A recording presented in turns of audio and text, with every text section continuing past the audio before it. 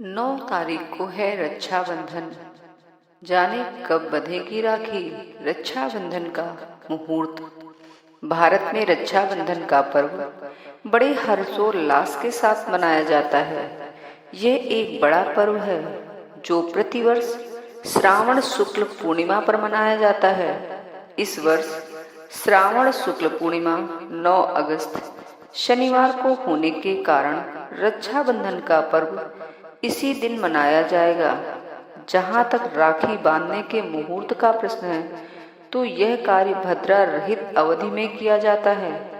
धर्म सिंधु में उल्लेख है कि इसे भद्रा रहित अपराह्न अथवा प्रदोष काल में किया जाना चाहिए।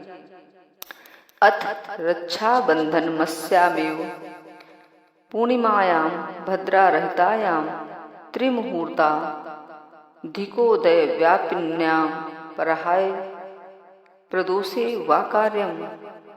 9 अगस्त को प्रातः सूर्योदय से ही भद्रा नहीं है। पूर्णिमा 13:25 तक रहेगी।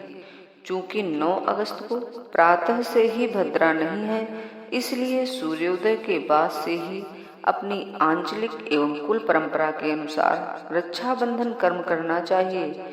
जहाँ तक शास्त्रों का संबंध है तो भद्रा रहित अवधि में अपराह्न या प्रदोष काल में रक्षाबंधन का निर्देश शास्त्रों में मिलता है। इसलिए 9 अगस्त शनिवार को अपराह्न काल और प्रदोष काल में रक्षाबंधन किया जा सकता है। रक्षाबंधन लोक पर्व और त्योहार है, इसलिए इसकी मान्यताओं में प्रदेशगत समुदायगत भिन्नताओं के साथ साथ गोत्र और कुलगत भिन्नताएं भी देखने को मिलती हैं। उत्तर भारत के कई प्रदेशों में प्रातःकाल रक्षाबंधन कार्य किया जाता है। इस संबंध में यह शास्त्र का उल्लंघन नहीं है, क्योंकि शास्त्र में भी यह भी मिलता है कि यदि शास्त्र निर्देश और लोक या कुल परंपरा में विरोध है तो कुल परंपरा को मानना चाहिए। इसलिए अपनी स्थानीय कुलगत मान्यता के अनुरूप रक्षाबंधन का समय लेना चाहिए। जहाँ तक मुहूर्त का संबंध है तो आधुनिक पंचांगों में शुभ लाभ अमृत चौघड़िया अथवा शुभ लग्न में धारण करवाने की परंपरा चल पड़ी है, जिसका समय स्थानीय आधार पर देखा जा सकता है। शास्त्रों में रक्षा सूत्र अर्थात राखी बांधने का मंत्र भी बताया गया है। धर्म सिंधु के अनुसार यह मंत्र है, एन बद्धो बलि राजा दानवेंद्रो महाबलः तेन त्वाम बंध्यानि रक्षे माचल माचल। पौराणिक कथाओं के अनुसार सर्वप्रथम रक्षाबंधन सची ने किया था। एक बार देवासुर संग्राम में देवता लगातार असुरों से परास्त होते जा रहे थे। उनकी शक्ति शनैः शनैः कम होती जा रही थी। देवराज इंद्र इसे लेकर बड़े चिंतित थे। उनकी पत्नी सची अपने पति की यह स्थिति देखकर परेशान हो रही थी।